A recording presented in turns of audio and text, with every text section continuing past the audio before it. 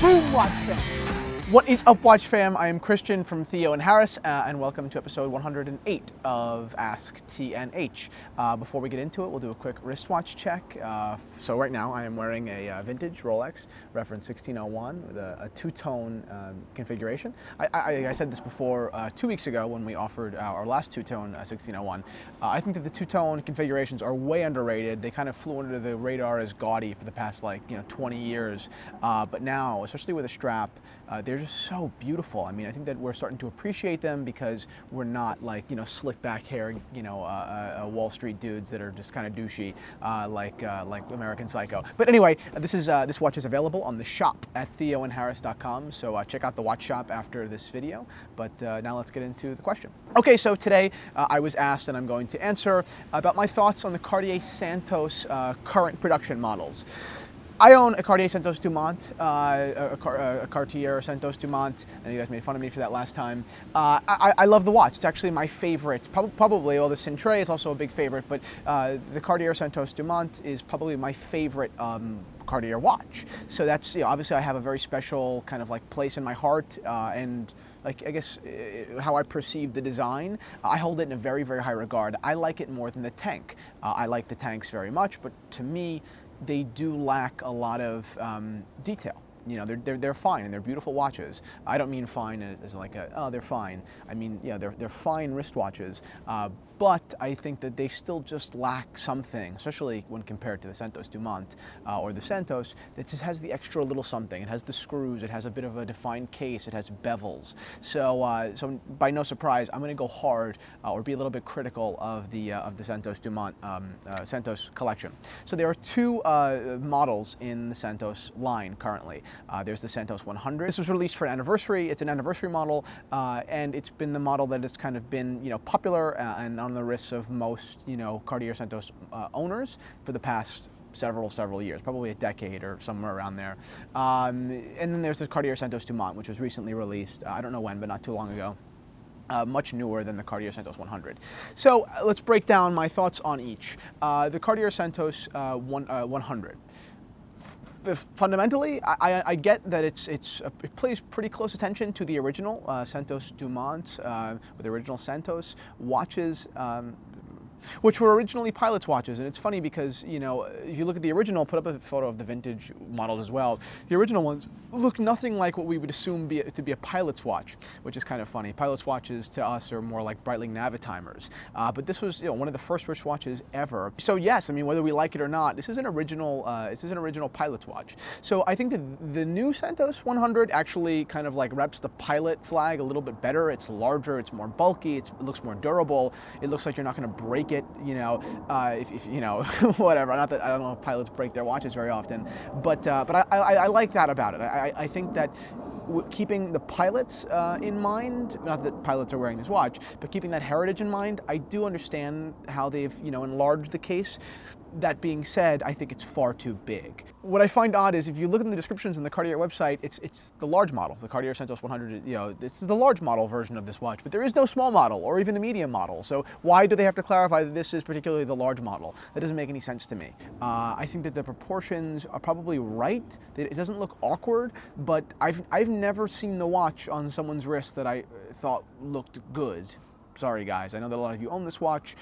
This is just my opinion. To me, it looks way too bulky because the strap doesn't just fall from the lugs, it goes around. You can see in the photos, it's kind of connected.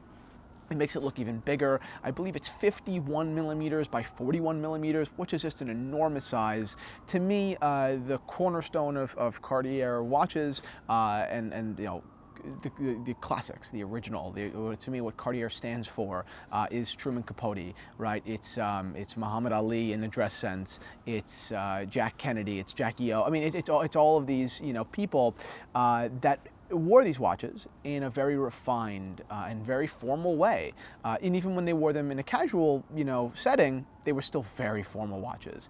So to me, that's very important, and I think this watch loses that. In everything that it's gained in size, it's lost in, to me, a refinement, understated elegance and class. Sorry, I know that's a little bit harsh, but to me, Cartier has to be understated, and I don't think that this watch is at all. It's enormous, and I just don't think it fits well on anyone's wrist. So that's basically my thought on the Cartier Santos 100. Then they released the Dumont. Okay, now the Cartier Santos Dumont. To me, the overall styling is much more clean, it's much more refined, and because of that, it's much more thin. And because of that, I think that the size, which is still pretty large, not as large as the other one, as the 100, but because the size is almost, it's almost appropriate, I think.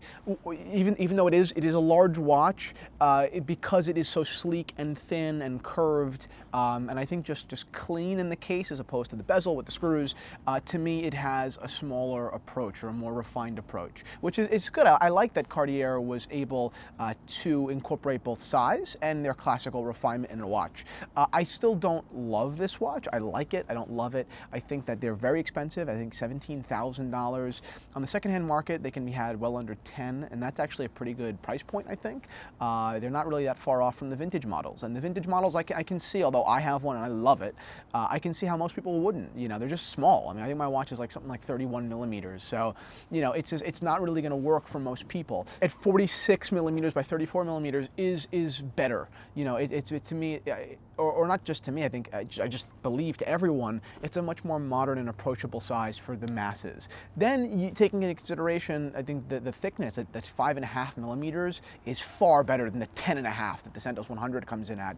So I think to wrap up my thoughts, and there are some complications in these models and all that stuff. I mean, there are more models within these two, brackets in these two models. There are more sub-models within these two main models, I should say. But I won't get into all that stuff. It just gets a little bit too, I don't know, this video would be way too long. But they're powered all by ETA movements. I know the Santos 100 is, and I believe the Santos Dumont is as well. Please correct me if I'm wrong.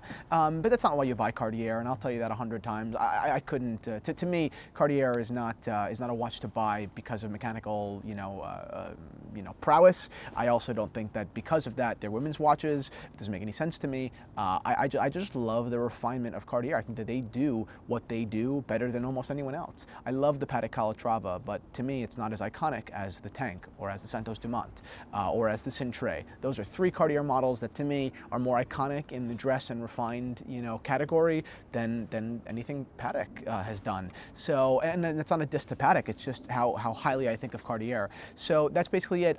I like the watches enough. I'm not in love with the 100. In fact, I don't really like the 100. I like the Santos Dumont, but basically, and for either watch, pre-owned. You have to go pre-owned with these watches. They're just far too expensive retail. Even the Santos 100 at like 7,000 and change is just way too much money. Those things can be had, below 4 probably. So I think that's very important to keep in mind.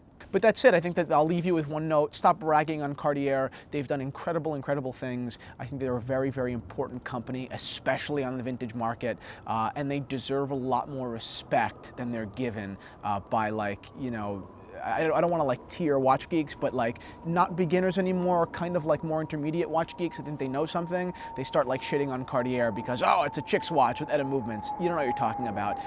Sorry to be so blunt, but Cartier is irrefutably a brand that lays at the foundation of watchmaking and surely design. So if you don't like them, that's perfectly fine, but you can't dismiss their achievements and their importance to our hobby. So that's it. Those are my thoughts on the Cartier Santos line, and that's it. Thank you guys for watching episode 108 of Ask TNH, and check out the watch shop right now.